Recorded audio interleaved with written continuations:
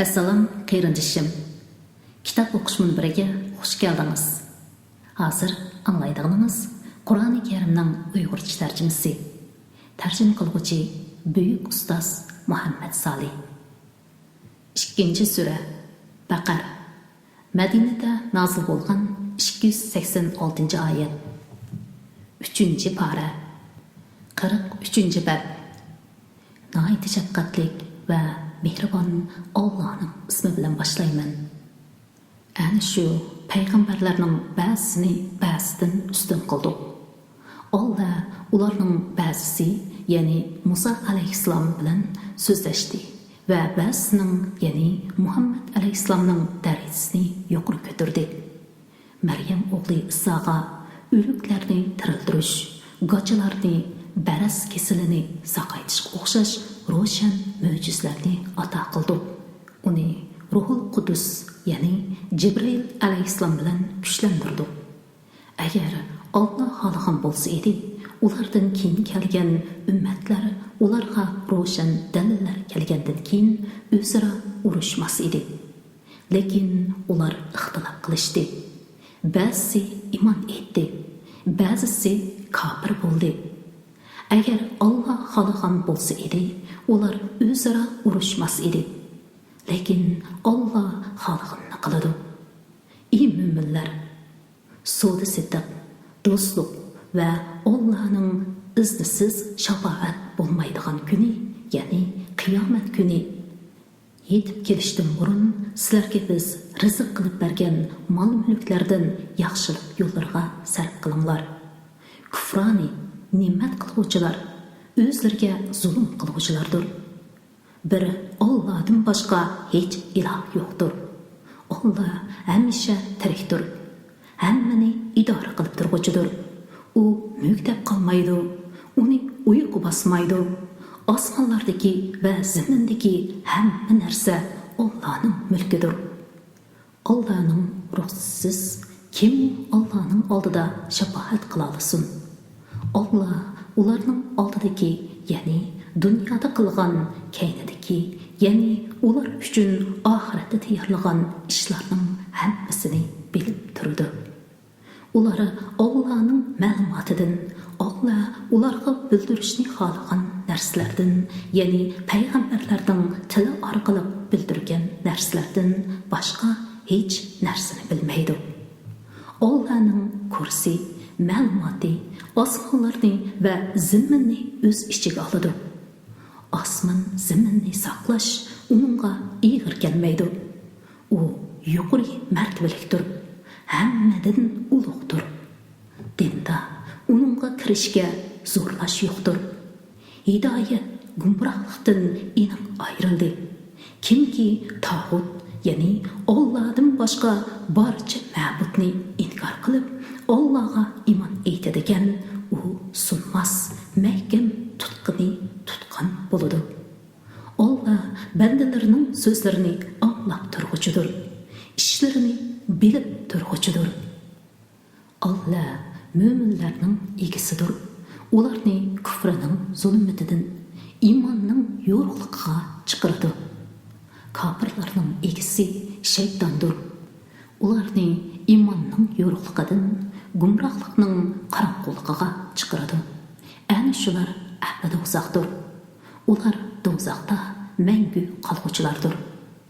Parvardigori to'g'risida Ibrohim bilan munozirlashgan, Allohning ato qilgan podshohligi uni Ibrohim bilan munozirlashga ilib kelgan odam, ya'ni Namrudni ko'rmadingmi?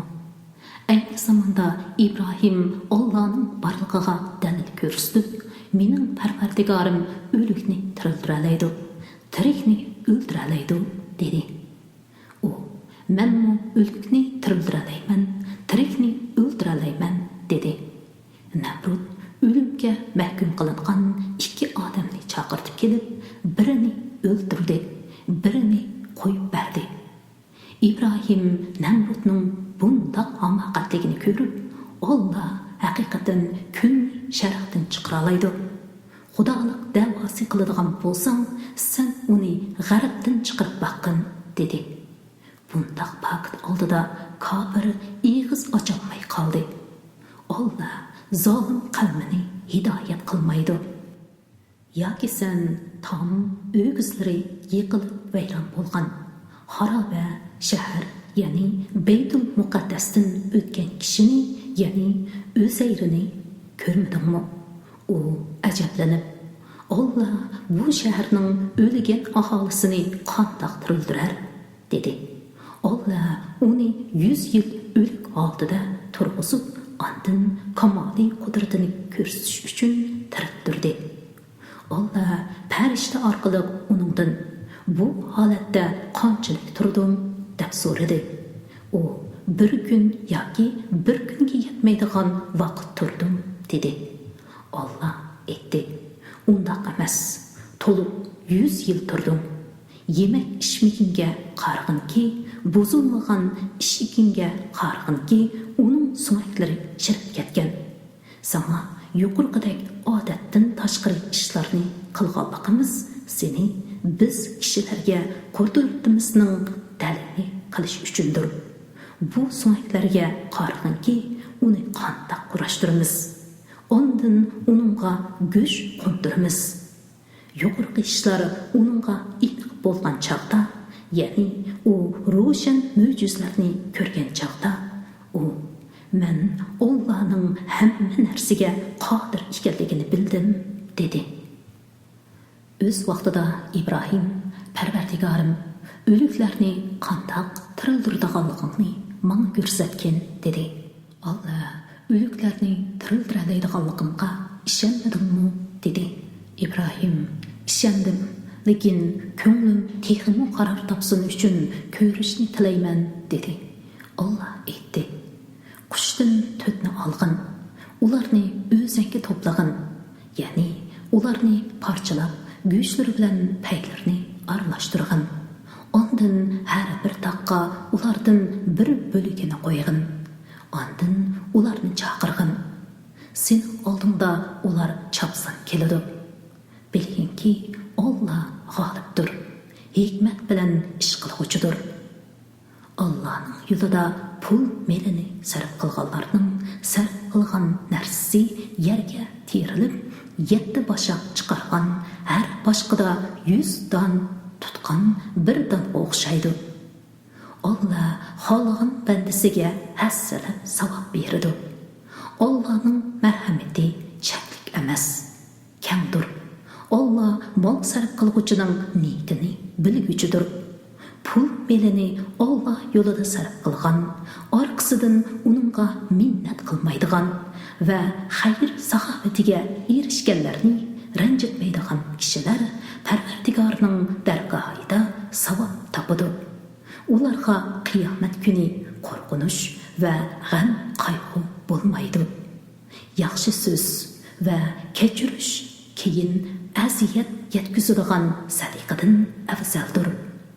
Alloh bandalarning sadiqasidan behojatdir, halimdir, ya'ni amriga xiloflik qilganlarni jazolashga oldirab ketmaydi.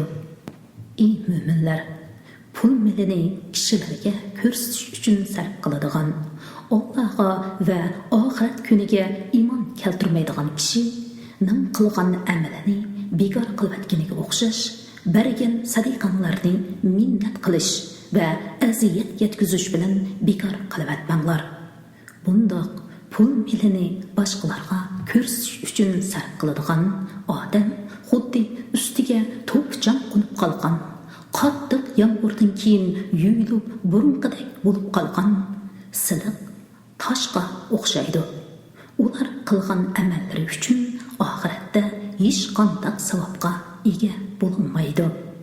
Alloh kofir qavmini hidoyat qilmaydi.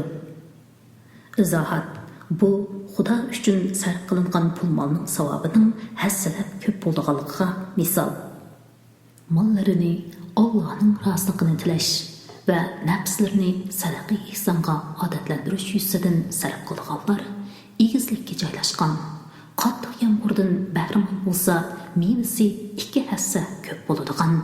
Qattiq yomg'irdan bahramand bo'lmasa, shabnam bilanmi qanadigan, ya'ni qaysi holda bo'lsin meva beradigan bir baqqa o'xshaydi. Demak, bunda xayr saxovatlik odam meni ko'p bo'lsa ko'pga yarasha, oz bo'lsa ozga yarasha beradi. Allah qilgan amallarni ko'rib turg'uchidir. Aralarda kim yoqtirsinki, uning xurmaliq, üzümlük, astidan iriqlar eqib turadigan mevalarning hamma xillari bo'lgan bir behi bo'lsin. Uning o'zi qiyr qilgan bolalari ushshoq bo'lib bu bog' o't elib kelgan bir qora bo'ronda kuyib ketsin. Sizlarning o'ynashinglar uchun Alloh sizlarga oyatlarni shundoq go'zal misollar bilan bayon qiladi. Ya'ni pul mellarini riyo uchun sarf qilgan yoki boshqalarga ranjitish, minnat qilish bilan sarf qilgan odam savobining eng muhtoj turib yo'qotib qo'ygan bo'ladi.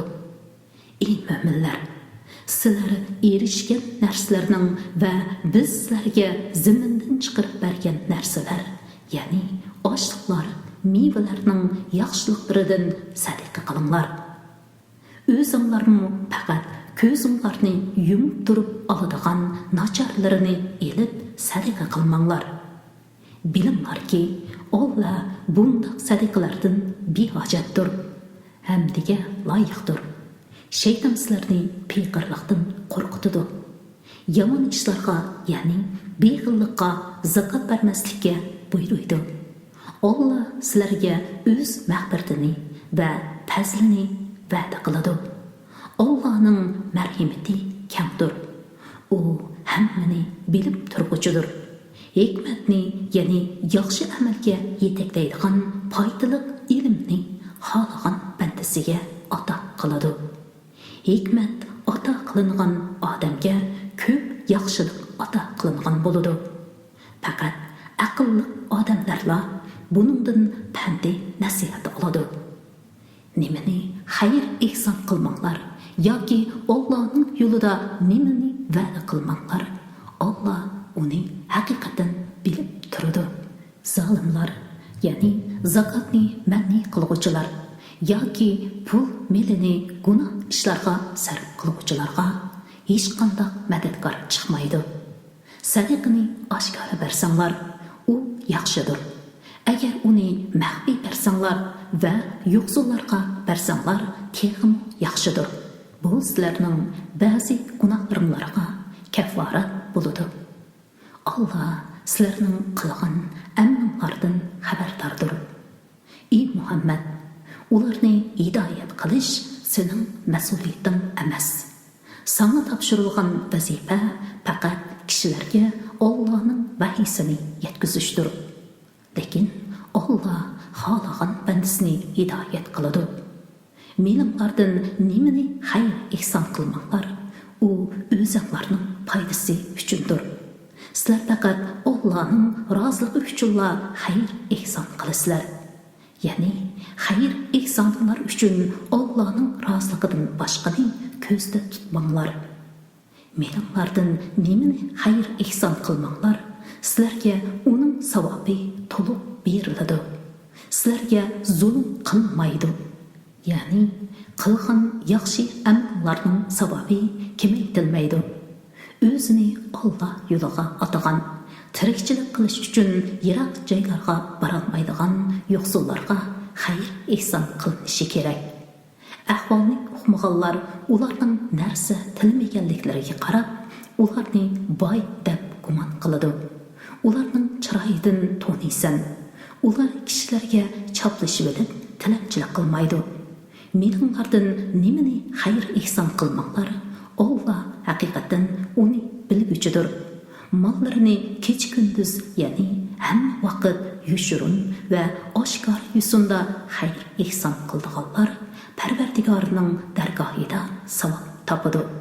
Ularga oxiratda qo'rqinish va g'am qayg'u bo'lmaydi. Jazoni o'sim yegan odamlar qiyomat kuni go'rlaridan jin chepilib qolgan saram odamlardek qo'pidi. Bu shuning uchunki ular Alloh harom qilgan ishni halol bilib, sud setiq jazoniga o'xshash jazoni nimishqa harom bo'ladi dedi. Alloh sud setiqni halol qildi. Jazonini badalsiz bo'lganligi, shaxsga va jamiyatga ziyonli bo'lganligi uchun harom qildi.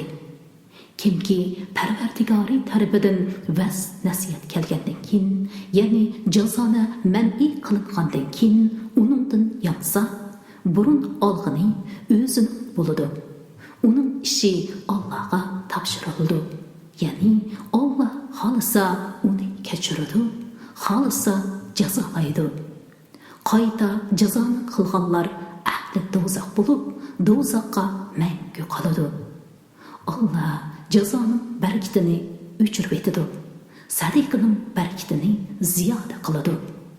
Alloh har bir noshukr, ya'ni jazoni halol sanag'uchi gunohkorni do'st tutmaydi. Iymon etgan, yaxshi amallarni qilgan, namoz o'qigan va zakot bergan kishilar Parvardigorining dargohida cho'ng savobga erishadi. Ularda oxiratda qo'rqinish va g'am qayg'u bo'lmaydi. Iymon etgan kishilar, haqiqiy mo'min bo'lsanglar, Allohning amriga muxolifatchilik qilishdan saqlaninglar. Kishilarning zimmasida qilib qolgan jazonini, ya'ni o'simni olmanglar. Agar unda qilsanglar, bilinglarki, Alloh va uning rasuli sizlarga urush e'lon qiladi. Agar jazoni qilishdan tavba qilsanglar, qarz bergan sarmoyanglar o'zinglarga qaytadi. Boshqalarni ziyon tortqizmaysizlar, o'zinglarmi ziyon tortmaysizlar. Agar qarzdorning qo'li qisqa bo'lsa, uning holi yaxshilanguncha kutinglar. Agar xayrli ish ekanligini bilsanglar, qiyinchilikda qolgan qarzdordan oladigan qarzni uningga sadaqa qilib berib atganinglar sizlar uchun texmi yaxshidir. Sizlar shundoq bir kundan, ya'ni qiyomat kunidan qo'rqinglarki, u kunda sizlar Allohning dargohiga qaytarilsizlar. Ondan har kishi qilgan yaxshi yomon amalining natijasini to'liq ko'radi. Ularga zulm qilmaydi yoki yaxshi amal kamaytirilib, yomon amali ko'paytirilmaydi. Ey mo'minlar, muddat belgilab o'zaro qarz berishsanglar, uni hujjat qilib yezib qo'yinglar.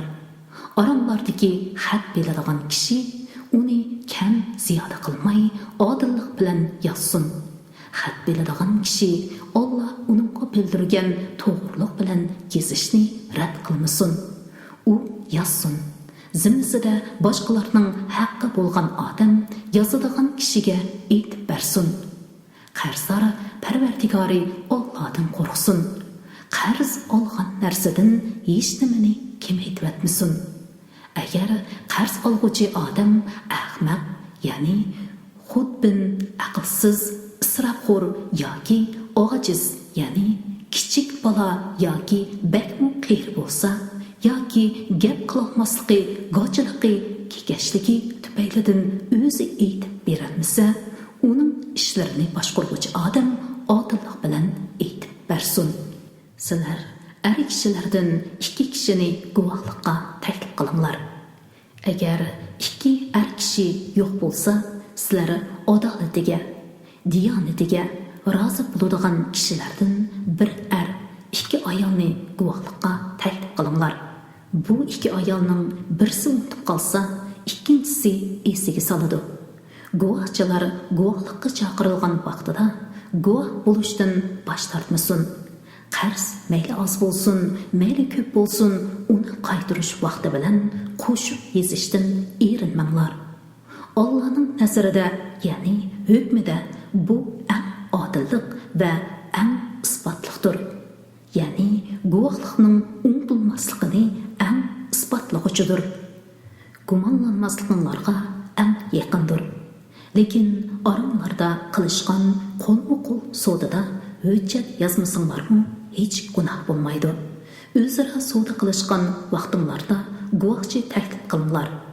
Putukchigimi, guvohchigimi ziyon yetkazilmasin. Agar ziyon yetkazsanglar, gunoh o'tkazgan bo'lasizlar. Allohning amriga va nahyisiga muxolifatchilik qilishdan saqlaninglar. Alloh sizlarga o'rgatadi. Ya'ni sizlarga ikkala dunyoda foydali bo'lgan ilmni beradi. Alloh hamma narsani bilguchidir. Agar sizlar safar ustida bo'lib, xat yozalaydigan odamni topolmasanglar, bu chog'da qarz hujjatini yezib berishning o'rniga go'ri qo'yadigan narsani topshirsanglar bo'ladi. Oranglarda birimlarga ishinib omonat qo'ysa, u chog'da omonatni olg'uchi odam omonatni topshirsin. Ya'ni qarz berguchi qarz olg'uchiga ishinib, uningdan bir narsani ko'ri olmasa, qarzdor qarzini deyishgan vaqtida qaytirsin. Qarzdor omonatga rioya qilishda Parvardigordan qo'rqsin. Guvohlikni yushirmanglar. Kimki uni yushiradi ekan, haqiqatan uning dili gunohkor bo'ladi. Alloh qilmishinglarni tamoman bilguchidir. Osmonlardagi, zimindagi shaylar egidorchilik qilish jihatdan bo'lsin, tasarruf qilish jihatdan bo'lsin, Allohning ilkididir.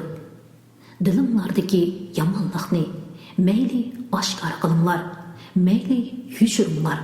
Uning uchun Alloh sizlardan hisob oladi. Alloh xohlagan kishiga mag'firat qiladi, xohlagan kishiga azob qiladi. Alloh hamma narsaga qodirdir. Payg'ambar Parvardigori tarafidan uningga nasil qilingan kitobga iymon keltirdi. Mo'minlarmi iymon keltirdi. Ularning hammasi Allohga va Allohning farishtalariga, kitoblariga, payg'ambarlarga iymon keltirdi. Ular Allohning payg'ambarlarining hech birini ayirib etmaymiz. Ya'ni ularning ba'zisiga iymon etib, ba'zisiga iymon etmay qolmaymiz deydi. Ular biz da'vatingni angladik va amringga itoat qildik. Parvardigorimiz, mag'firatingni tilaymiz. Oxir yonadigan joyimiz sening dargohingdir deydi. Alloh hech kimni toqati yetmaydigan ishga taklif qilmaydi. Kishining qilgan yaxshiligining savobi o'zigadir, yomonligining jazosi o'zigadir.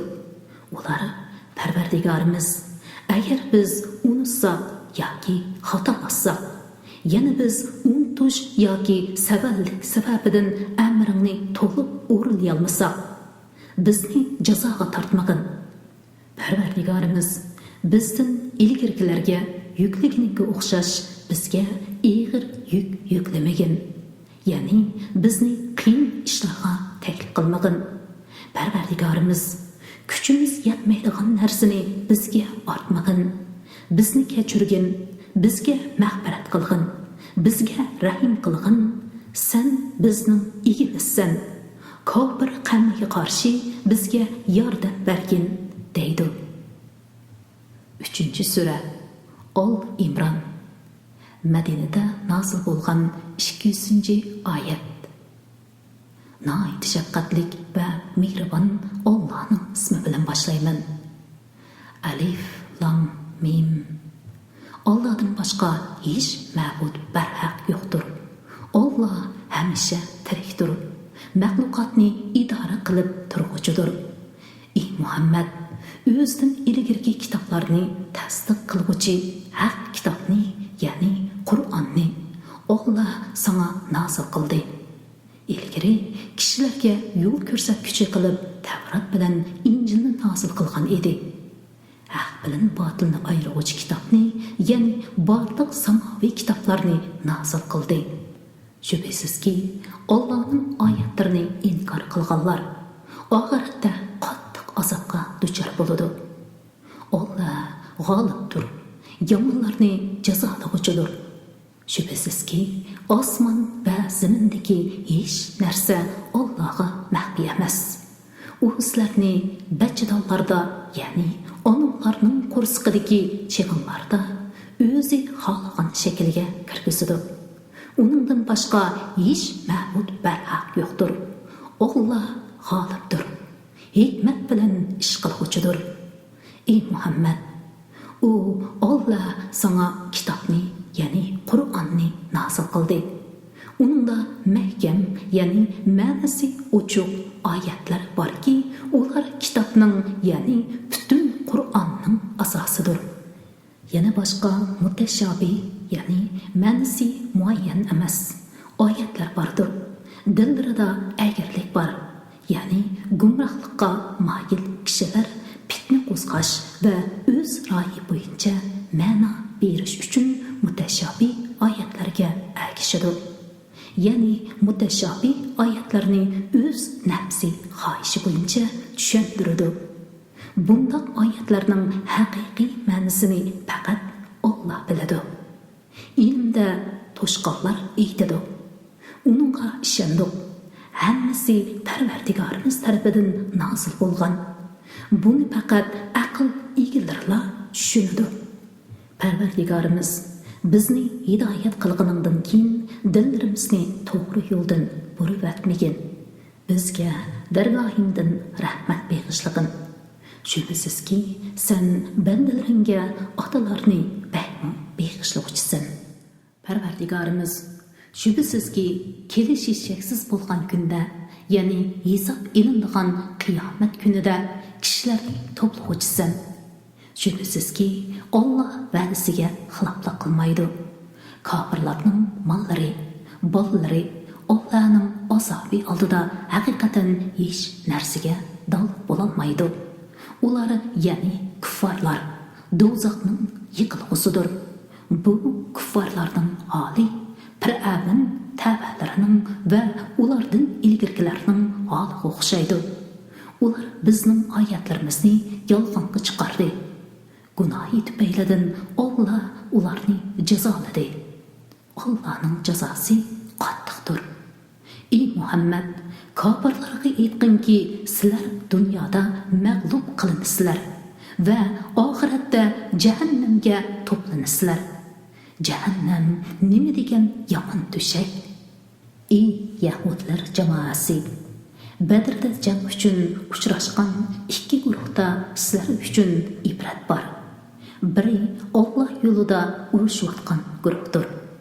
Yana biri musulmonlarni sonini o'zlaridek ikki barobar ochiq ko'rgan kofirlar guruhidir.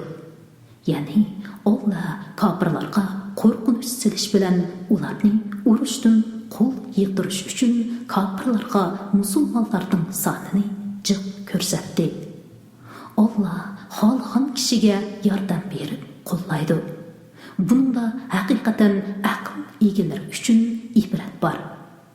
Ayollar, o'g'illar, oltin kumushdan to'plangan ko'p mollar, org'amoqlar, chorvalar, ekinlardan iborat ko'ngil tortadigan narsalarning muhabbati insonlarga chiroyli ko'rsatildi.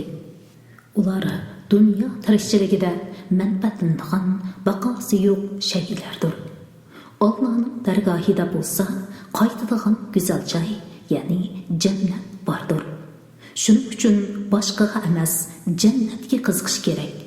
Ey Muhammad, qavmingga aytqinki, sizlarga ulardanmi, ya'ni dunyoning zibu zinnatlari va ne'matlaridanmi yaxshi bo'lgan narsalarni aytib beraymi? Taqvodorlar uchun Parvardigori huzurida ostidan o'stanlar eqib turadigan jannatlar bo'lib, ular jannatlarda makka qoladi. Jannatlarda pok juftalar bor. Taqvodorlar uchun, ya'ni Allohning razosi bor. Alloh bandalarni, ya'ni ularning hamma ishlarini ko'rib turg'uchidir.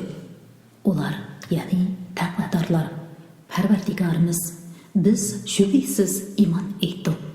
Bizning gunohlarimizni mag'firat qilgin, bizni do'zax azobidan saqlagin deydi. Ular, ya'ni taqvodorlar, sabr qiluvchilardir, rostchilardir, Allohga itoat qiluvchilardir, yaxshilik yo'llariga pul mollarni sarf qiluvchilardir va saharlarda istig'for etuvchilardir. Alloh adolatni barpo qilgan holda guvohlik berdiki, buningdan boshqa hech ma'bud barhaq yo'qdir. Farishtalarmi, ilm ahllarimu shundoq guvohlik berdi. Uningdan boshqa hech ma'bud barhaq yo'qdir. U g'olibdir, hikmat bilan ish qiluvchidir. Haqiqatan Allohning nazarida maqbul din islom dinidir. Kitob berilganlar, ya'ni Yahudilar va Nasorilar faqat o'zlariga ilm kelgandan keyinla o'zaro hasad qilishib, ixtilof qilishdi. Ya'ni islomning axloqini, Muhammad alayhissalomning payg'ambarligini ro'shan faktlar orqali bilib turib, ko'rolmaslikdan inkor qilishdi. Kimki Allohning oyatlarini inkor qiladi ekan, Alloh uni yaqinda jazolaydi. Alloh tez hisob olg'uchidir. Ey Muhammad, agar ular sen bilan din borasida munozirlashsa, menga agashganlar bilan birlikda men o'zimni Allohga topshirdim, ya'ni Allohning amrlariga bo'ysunguchimiz degan. Kitob berilganlarga, ya'ni Yahudilar va Nasorilarga va ummiylarga, ya'ni arab mushriklariga musulmon bo'ldinglarmi degan. Agar ular musulmon bo'lsa, to'g'ri yo'l topgan bo'ladi. Agar ular yuz o'rsa, sana hech ziyni yo'q. Sening faqat tabliğ qilish mas'uliyating bor. Alloh bandalarni, ya'ni hamma ahvolini ko'rib turg'uchidir. Allohning oyatlarini inkor qilganlar, payg'ambarlarni nohaq o'ldirganlar, kishilarning ichidagi adolatga buyuradiganlar, ya'ni Allohga da'vat qiluvchilarni o'ldirganlarga cho'qim qattiq azob bilan xush xabar bergan. Ana shularning dunyo va oxiratdagi amallari bekor bo'ldi. Ularga hech yordam qiluvchi yo'qdir. Kitobni nesiba berilganlar, ya'ni Yahudilarning o'limlarini ko'rmadingmi? Ular o'z orasida datalash qilishgan ishlar to'g'risida Allohning kitobi bo'yicha hukm chiqarishga chaqirilsa, ularning bir turkumi buningdan, ya'ni Allohning hukmini qabul qilishdan yuz o'riydi. Ular haqdan yuz o'rguchilardir. Ya'ni haqdan yuz o'rish ularning tabiatiga singib ketgan. Bu ularning do'zax o'ti bizni sanoqli kunlarla, ya'ni muzayga cho'qingan 40 kunlik vaqtla ko'ytirdi deganliklari va diniy jihatda o'ydirib chiqargan narsalarning o'zlarini oldiganligi uchundir. Kelishi shaksiz bo'lgan kunda, ya'ni qiyomat kunida ularni to'playmiz. Har bir kishining qilgan ishining jazosi va mukofoti to'liq berilgan. Ularga azobni ziyoda qilib etish yoki savobini kamaytirib etish bilan zulm qilmaydigan shu chaqda ularning holi qanday bo'ladi? Aytganki, podshohlikning egasi bo'lgan ey Alloh, xohlagan odamga podshohlikni berasan. Xohlagan odamdan podshohlikni tortib olasan. Xohlagan odamni aziz qilasan. Xohlagan odamni xor qilasan. Hamma yaxshilikning xazinasi yolg'iz sen qo'lingdadir. Sen haqiqatan hammaga qodirsan. Kechani kunduzga kirgizasan, kunduzni kechaga kirgizasan. Shuning bilan kech kunduzning uzun qisqa bo'lishi fasllar bo'yicha navbatlashib turadi. Jonliqni, ya'ni tirik bo'lgan insonni, hayvonni jonsizdan, ya'ni jonsiz bo'lgan obiy ma'nidan chiqarasan. Jonsizni, ya'ni jonsiz bo'lgan obiy ma'nini jonliqdan, ya'ni jonliq bo'lgan insondan, hayvondan chiqarasan. O'zing xohlagan kishiga hisobsiz rizq berasan. Mo'minlar mo'minlarni qo'yib, kofirlarni do'st tutmasin. Kimki shunday qiladi ekan, u Allohning do'stligiga erisholmaydi. Ulardan qo'rqib do'stlik izhor qilishinglar buningdan mustasno. Alloh sizlarni o'zining azobidan qo'rqitadi. Oxir qaytadigan joy Allohning dargohidir. Aytdimki, Dilinglardikini mayli yoshiriblar, mayli oshkorlanglar, Alloh uni bilib turadi. Alloh osmonlardagi va zimindagi narsalarni bilib turadi. Alloh har narsaga qodirdir. U kunda, ya'ni qiyomat kunida har odamning qilgan yaxshi ishlari, yomon ishlari o'zining oldida ayon bo'ladi. Ular yomon ishlarni ko'rmaslikni, o'zi bilan yomon ishlarning orasida mashriq bilan mag'ribning orasidagidek uzun musofa bo'lishini orzu qiladi. Alloh sizlarning o'zining azobidan qo'rqitadi. Alloh bandalariga mehribondir. Ey Muhammad, ularga aytdingki, agar sizlar Allohni do'st tutsanglar, menga aytishinglarki, Alloh sizlarni do'st tutadi. O'tganki gunohlaringlarni mag'firat qiladi. Alloh nihoyatda mag'firat qilg'uchidir, nihoyatda mehribondir. Aytganki, Allohga va payg'ambarga itoat qilinglar. Agar ular itoat qilishdan yuz o'rsa, Alloh kofirlarni, ya'ni Allohning oyatlarini inkor qilgan payg'ambarlarga osiylik qilganlarni do'st tutmaydi. Alloh Imron avlodini payg'ambarlikka tanlab, ularni o'zlarining zamonidagi jon ahlidan ortiq qildi. U avlodlar bir-biri bilan qondoshdir. Alloh bandalarning so'zlarini anglab turg'uchidir. Bandalarning niyatlarini bilib turg'uchidir. O'z vaqtida Imronning ayoli aytdi: Parvardigorim, men qo'rsqimdagi farzandimni dunyo ishlaridan ozod qilingan holda cho'qim sening xizmatingga otadim. Bu nazrimni qabul qilgin. Sen haqiqatan duoyimni anglab turg'uchisan, niyatimni bilib turg'uchisan. U qiz tuqqan vaqtida: Ey Parvardigorim, qiz tug'dim dedi. Uning nima tuqqanligini Alloh obdan biladi. U talab qilgan o'g'il ata qilingan qizga o'xshash emas, balki bu qiz ortiqdir. Imronning ayoli aytdiki, men uni Maryam atadim. Men haqiqatan uning uchun, uning avlodlari uchun sana sig'inib, qo'qlandi shaytondan panoh tilayman. Uni Parvardigori chiroyliqcha qabul qildi. Uni obdan o'stirdi. Uningga Zakariyoni kepil qildi. Ya'ni uning xizmatini qilishga Zakariyoni qo'ydi. Zakariya har qatim uning ibodatgohiga uni ko'rgili kirsa, uning yonida biror yemaklik uchirtatdi. U: Ey Maryam, bu sana qayerdan keldi? deydi. Maryam: Bu Alloh tarafidan keldi deydi.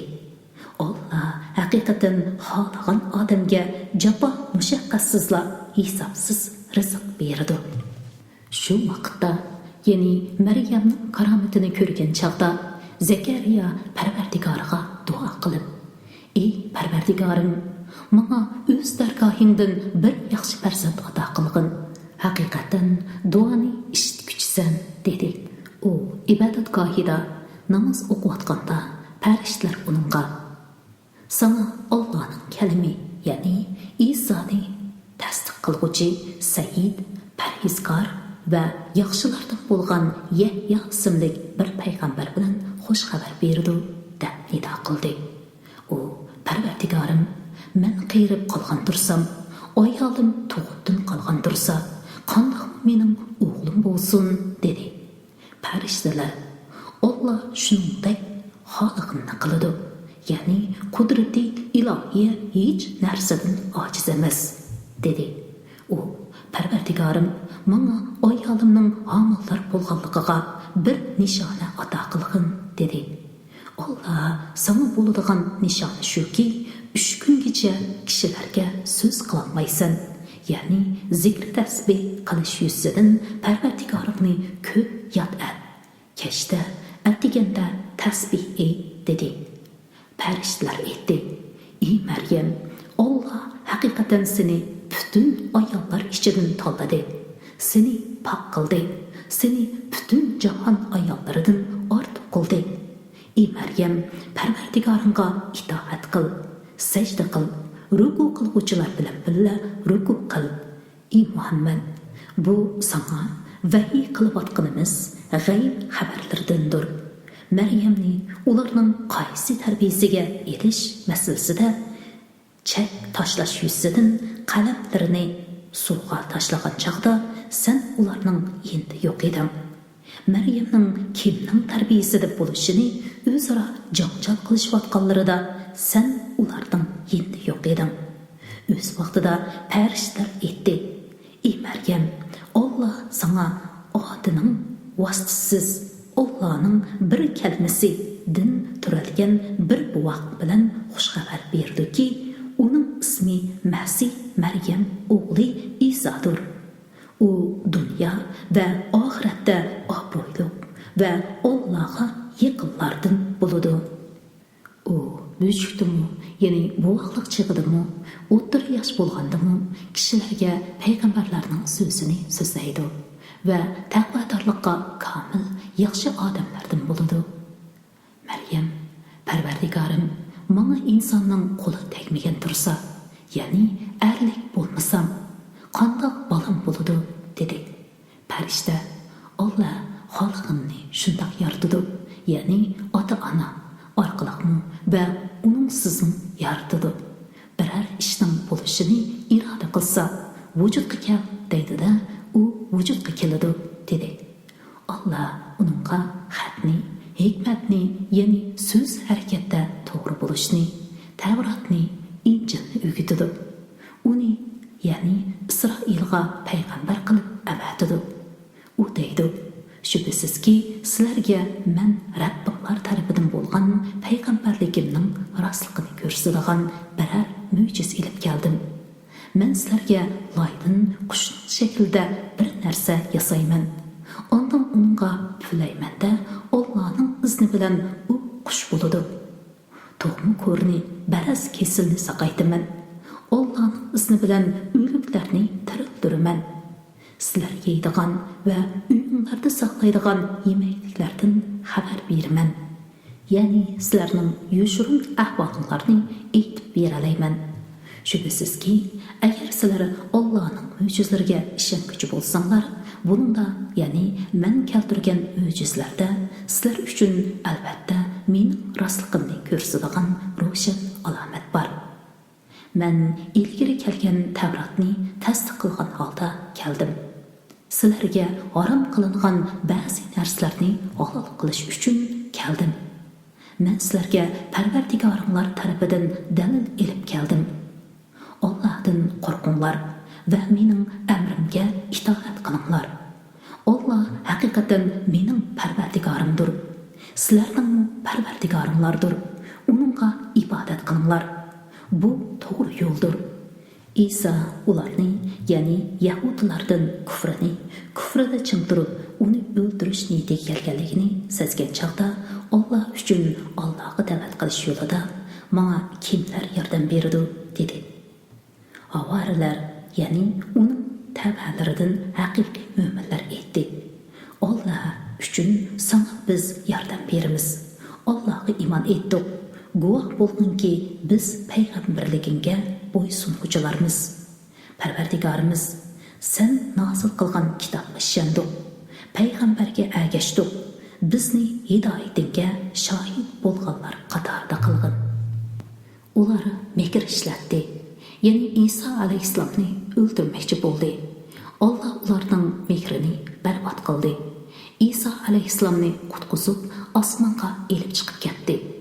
Alloh mekr qilguvchilarning jazosini obdan berguchidir.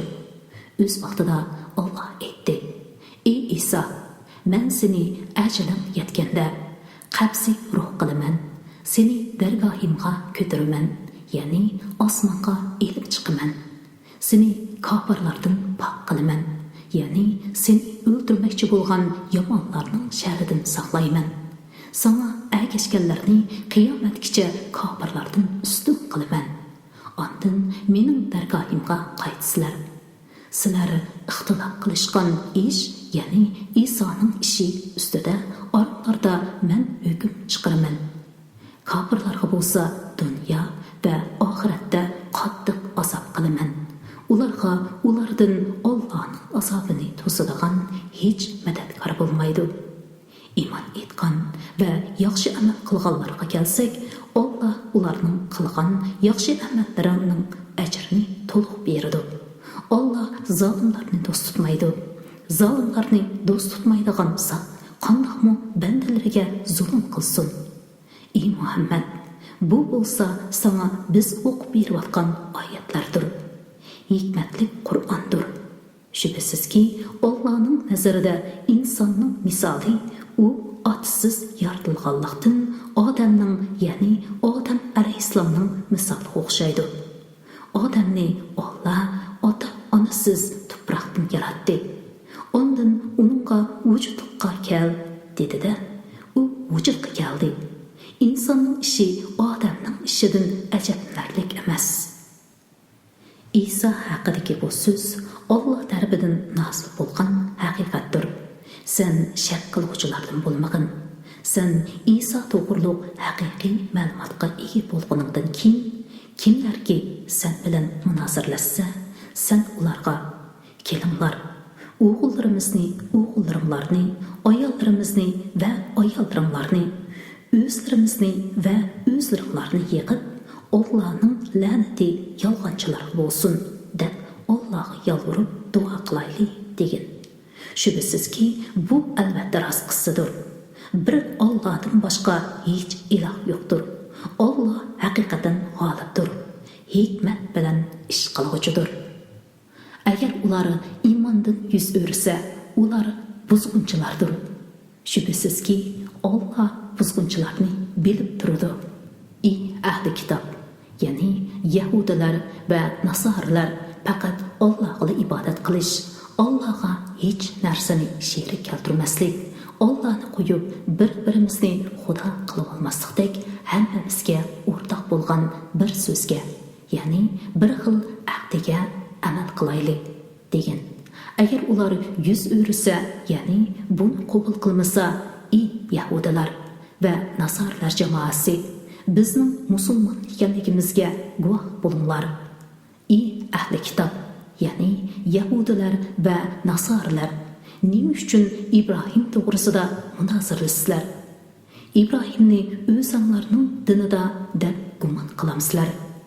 Halbuki Tavrat bilan Injil Ibrohimdan keyin nozil bo'ldi. So'zinglarning asossiz ekanligini tushunmamsizlar. Yahudilar va Nasaralar jamoasi, sizlar shundoq kishilarsizlarki, biladigan narsanglar Iso ustida munozirlashdinglar. Endi sizlar bilmaydigan narsanglar Ibrohim va uning din ustida nimishqa munozirlasizlar. Ibrohimning ishidagi haqiqatni Alloh biladi. Sizlar bilmaysizlar, danglar.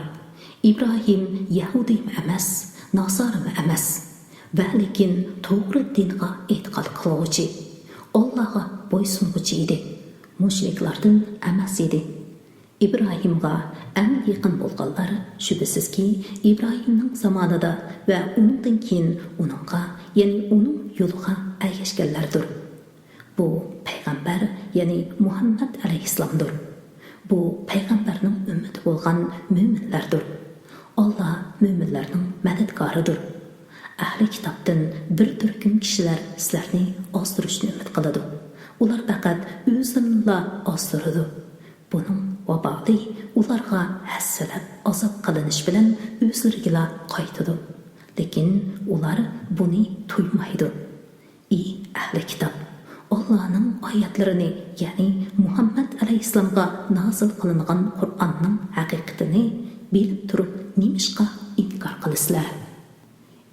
Ahli kitob, nima uchun haqni botilga aralashtirasizlar va bilib turib haqni, ya'ni Muhammad alayhissalomning kitoblaringlardagi sifatini yushirasizlar? Ahli kitobdan bir turkumi mo'minlarga nozil qilingan vahiyga atiganda iymon etdinglar. Kashqurunligi yana bilinglar. Shunda qilsanglar, ular iymondan qaytishi mumkin. Faqat sizlarning dininglarga ergashganlarga ishoninglar dedi. Muhammad, aytqinki, to'g'ri yo'l Allohning yo'lidir.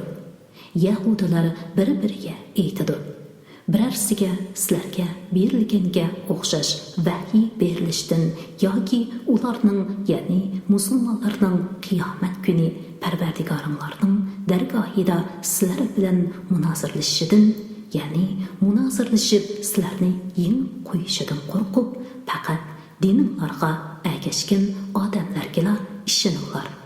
Dininglarda bo'lmagan hech odamning payg'ambarligini e'tirof qilmanglar. Agar sizlar Muhammadning payg'ambarligini iqror qilib, uning diniga kirmasanglar, bu qiyomat kuni sizlarga qarshi pokit bo'ladi. Ey Muhammad, aytqinki, fazl karam, ya'ni payg'ambarlik Allohning ilkidir. Alloh uni xohlagan kishiga beradi. Allohning fazli kengdir. Alloh hammani bilguchidir. Alloh rahmatini o'zi xohlagan kishiga xos qiladi. Alloh ulug' fazl egasidir. Ahli kitobdan ba'zi kishilar borki, uningda ko'p mol omonat qo'ysaqmi, sana uni qaytarib beradi. Ulardan yana ba'zi kishilar borki, uningda bir dinar omonat qo'ysaqmi, uning beshida turmoqcha, ya'ni qayta suyulmagicha uni sana qaytarib bermaydi. Bu shuning uchunki ular umrlarning meliga xiyonat qilsak bizga gunoh bo'lmaydi. Ya'ni bizning dinimizda bo'lmaganlarning mollari bizga harom emas dedi. Ular bilib turib Alloh nomidan yolg'onni to'qiydi. Undaq emas. Ya'ni ular boshqa dindagilarga zulm qilsa gunoh bo'ladi. Ahdiga vafo qilgan va gunohdan saqlanganlar Alloh do'st tutgan kishilardir. Chunki Alloh taqvodorlarni haqiqatan do'st tutadi. Allohga bergan ahdini va qasamlarini ozgina badalga tegishadiganlar oxiratda Allohning rahmatidan hech qanday nasibiga erisholmaydi. Qiyomat kuni Alloh ularga ularni xush qiladigan so'z qilmaydi. Ularga rahmat ko'zi bilan qaramaydi. Ularni gunohlaridan paqlamaydi. Ular qattiq azobga qoladi.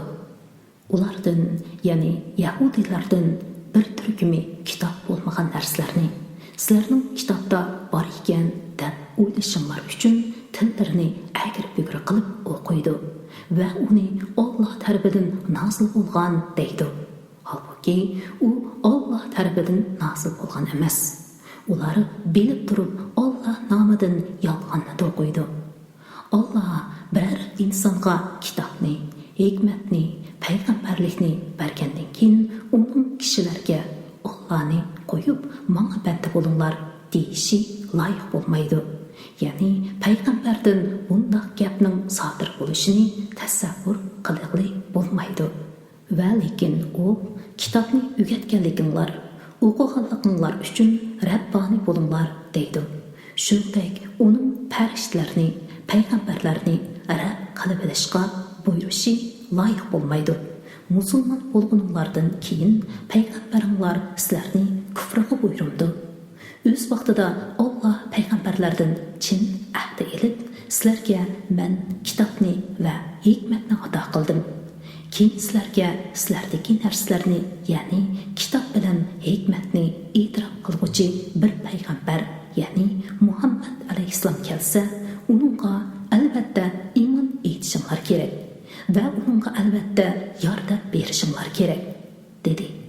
Alloh bu ahdini iqror, ya'ni e'tirof qildinglarmi? Shuning, ya'ni bu ish uchun mening ahdimni qabul qildinglarmi? dedi. Ular e'tirof qildi dedi. Alloh o'zinglarning va tavbalaringlarning e'tirof qilganligiga guvoh bo'linglar. Men sizlar bilan birga guvoh bo'lguvchilardandirman dedi. Kimki shundan keyin yuz o'rsa, ya'ni ahdini buzsa, ular Allohning itoatidan chiquvchilardir. Ular, ya'ni Yahudilar va Nasoralar Allohning dinidan, ya'ni islom dinidan boshqa dinni tilamdi. Halbuki osmonlardagilar va zamindagilar ixtiyoriy va ixtiyorsiz ravishda Allohga bo'ysungan tursa, ular qiyomat kuni Alloh tarafidan qaytarildi. ey Muhammad, ularga aytqinki, biz Allohga iymon etdik. Bizga nozil qilinganға, ya'ni Qur'onga, İbrahimga, İsmoilga, Issoqqa, Yaqubqa va uning avlodlariga nozil qilingan vahiyga, Musoga berilganga, ya'ni Tavratga, Issoga berilganga, ya'ni Injilga va payg'ambarlarga Parvardigori tarafidan berilganga, ya'ni kitobga iymon etdik. Ularning hech birini ayirib etmaymiz. Ya'ni ularning ba'zisiga iymon etib, ba'zisini inkor qilmaymiz. Biz Allohga bo'ysunuvchilarmiz. Kimki islom dinidan g'ayri dinni tilaydigan, hargiz u, ya'ni uning dini qabul qilinmaydi. U oxiratda ziyon tortquchidir. Iymon etgandan, payg'ambarning haq ekanligiga shohid bo'lgandan va o'zlariga ro'shan dalillar kelgandan keyin kofir bo'lgan qavmini Alloh qandoq hidoyat qilsin? Alloh zolim qavmini hidoyat qilmaydi. Allohning farishlarining va insonlarning hammasining la'natiga uchrash ularga berilgan jazodir. Ular do'zaxda mangu qoladi. Ulardan azob yengiltilmaydi, kechiktirilmaydi. Faqat tavba qilganlar va buzuq amallarni tuzatganlar buningdan mustasno. Alloh undaqlarga mag'firat qilguchidir va mehribondir. Shubhasizki, iymon etgandan keyin kofir bo'lganlar, ondan kufrni texim oshirganlarning tavbasi hargizmi qabul qilinmaydi. Ana shular gunohkorlardir. Shubhasizki, kofir bo'lib tavba qilmasdan kufri bilan o'lganlarning hech biridan yer yuziga bir keladigan oltin fidya bersimi qabul qilinmaydi. Ana shular qattiq azobga qoladi. Ularga ularni Allohning azobidan qutuldiradigan hech bir madadkor bo'lmaydi. Buyuk marhum ustoz Muhammad Solih tarafidan Uyg'urchaga tarjima qilingan Qur'oni Karim bugun 62-balgacha o'qib tamomlandi. Keyingi o'qishliq 4-pora, ya'ni 63-batdan boshlandi. Qarindishim, Ramazon kuningiz muborak bo'lsin. Allohga omonat.